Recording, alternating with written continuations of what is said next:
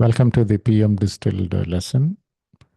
In this lesson, we'll discuss about defined scope process. At this stage, we have the project charter.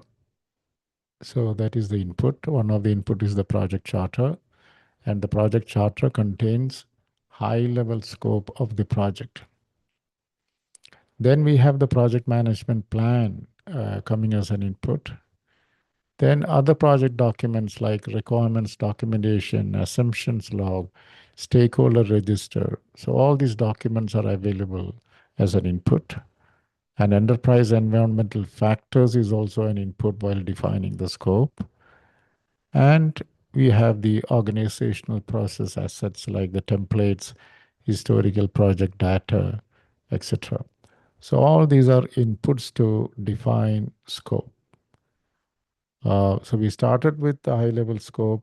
Then we got into requirements elicitation, prioritization, etc.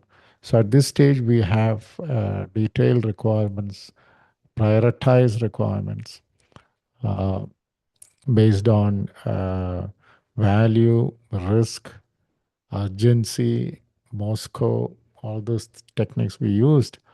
And then we have the technical feasibility, financial feasibility, operational feasibility, all those things we have done. Clean set of requirements we have. Now we are converting that into a scope statement or a scope document. The main purpose of this scope document is to establish a clear boundaries of the project, because the scope document will clearly specify what all things will be included and what all things will be excluded. That will help us to avoid scope creep, and it provides a baseline for planning, execution, and control. So once the scope is defined and baselined, all further planning will be based on the scope document, agreed upon scope document. And this will also help us to align stakeholder expectations from the project.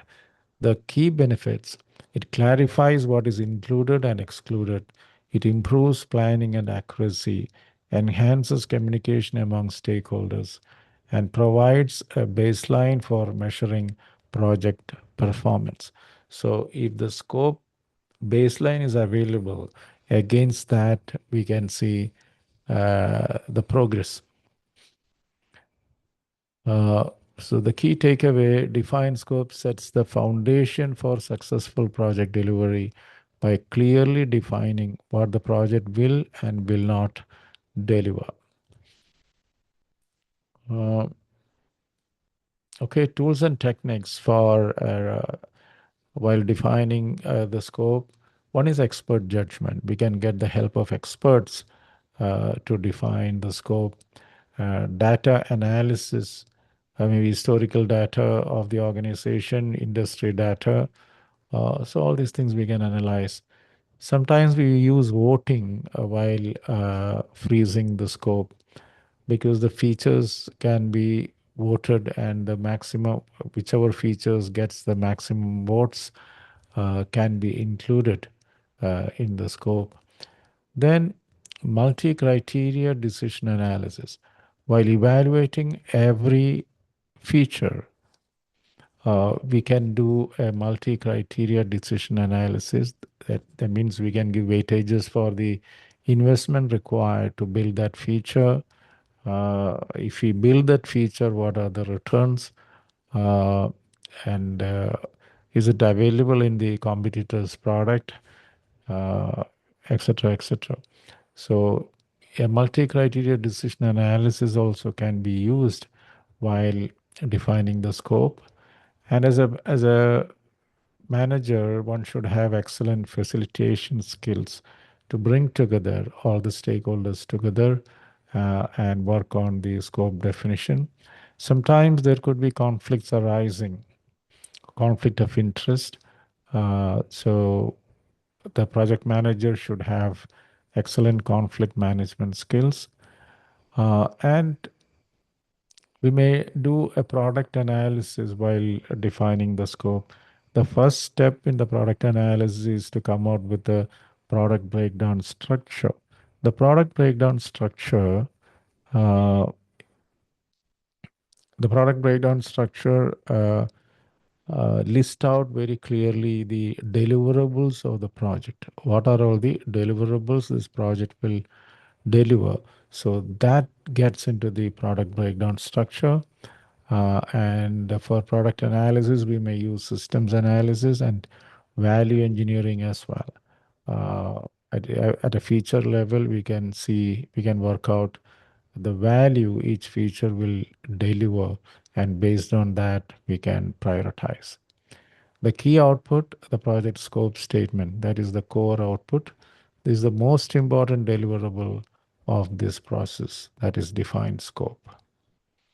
And it includes the product scope, basically the features and functions, characteristics of the final deliverable, and the project deliverables like tangible outputs, reports, systems, facilities, etc., acceptance criteria, condition required for deliverable approval, and project exclusions, what is explicitly not included, and constraints, budget, schedule, resources, etc., and the assumptions we are making, factors considered true for planning. So I presume that you might have got a fair understanding of the purpose of the defined scope process. Once the scope is defined and baselined, uh, all further planning will be based on that agreed upon scope. So there should be excellent traceability between the requirements to scope. And if something is missed out, we should have justifications. It must be a conscious decision of for not including some of the requirements into the final scope. So there must be reasons. It cannot be an accident. So if a stakeholder gives a requirement which is fully valid, and if that is not there in the final scope document, quite likely it may not be there in the final product as well. So we have to maintain excellent traceability between the uh, requirements document and the scope document and the stakeholder expectations. Thank you very much.